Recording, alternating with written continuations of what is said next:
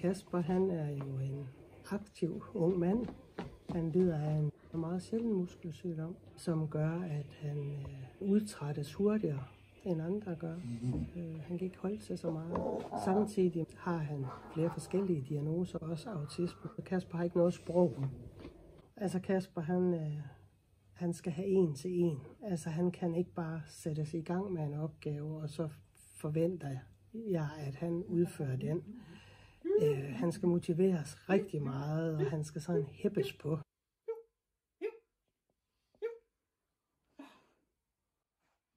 Han har sådan en lang latenstid. Ud med vasketøj og skrald. Kan du det? Det tager lang tid med toiletbesøg. Det tager lang tid for ham at registrere, at han skal udføre en ting. For eksempel gå ud med vasketøj, skraldepose og sådan noget. Men der gik ikke ret mange gange.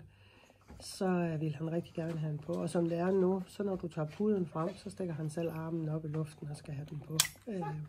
Og det er sket på ganske kort tid.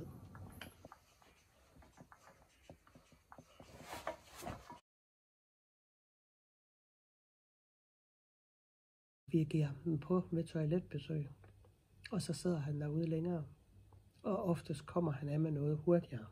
Jeg kunne trække mig fra toilettet og gå ind i selve lejligheden, hvor jeg har været uden for synsvinkel af ham, hvor han stadigvæk er blevet siddende og sidder og aktiverer puden lige så stille. Og det synes jeg er kæmpe forskel. Der er blandt andet en aktivitet, vi er begyndt at bruge, hvor han har den på. Og det er, at vi sådan spreder nogle bordtennisbolde på gulvet, og så støvsuger han dem op. Så bimler og bamler den jo og stimulerer ham rigtig meget, mens han bukker sig ned. Og det er også meget tydeligt, at den forstærker oplevelsen, og så simpelthen motiverer ham til at fortsætte. Nu har vi afprøvet den, når han har været til fodterapeut.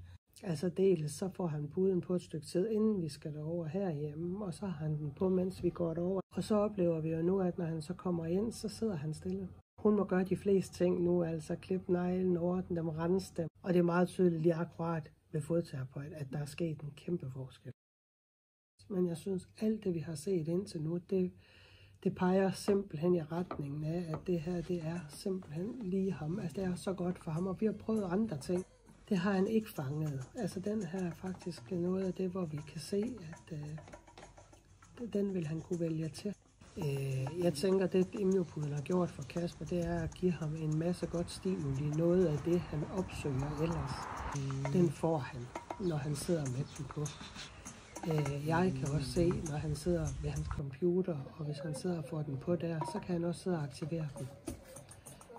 Selvom han egentlig bliver stimuleret visuelt ved det, han ser på skærmen, så aktiverer han den, så han også fysisk bliver stimuleret samtidig med. Altså han ville kunne vælge det som en aktivitet, at nu vil jeg gerne have immunopuden på i en periode, nu vil jeg gerne have den af. Så det er det, vi arbejder hen imod, for at skabe ro omkring ham, for at give ham de stimuler, han har brug for i perioder, og tage den væk fra ham i perioder, hvor han så ligesom skal finde roen uden. Og lige netop det immunopuden kan netop med, at den har alle de forskellige lyde og toner, samtidig med, at den vibrerer.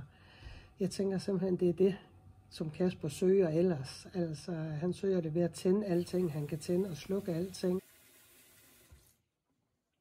Han er heller ikke sådan super vild med at gå til tandlægen. Han går til almindelig læge. Der er så mange situationer, hvor han skal ud i noget, som ikke er så rart. Ja, det kunne være, hvis han fik lov at få immunopuden på dernede, at det kunne ændre sig. Nu hvor han er tryg ved immunopuden, og det er han jo benet på enormt kort tid, hvad vi har haft i et par måneder. Så der tænker jeg i hvert fald at se en masse potentiale i den i forhold til at skabe tryghed for Kasper.